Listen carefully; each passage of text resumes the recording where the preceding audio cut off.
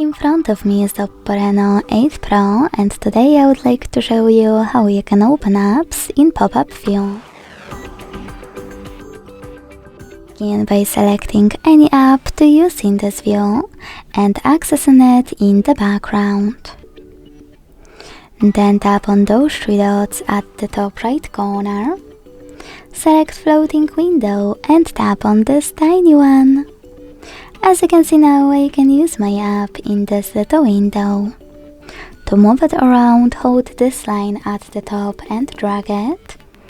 To scale it, hold one of its corners and drag it as well.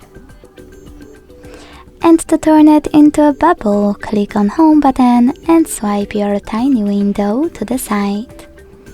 Then access it by clicking on this line and tapping on Tiny Window. To use your app in full screen view, tap on the top left corner. To close it completely, select top right one.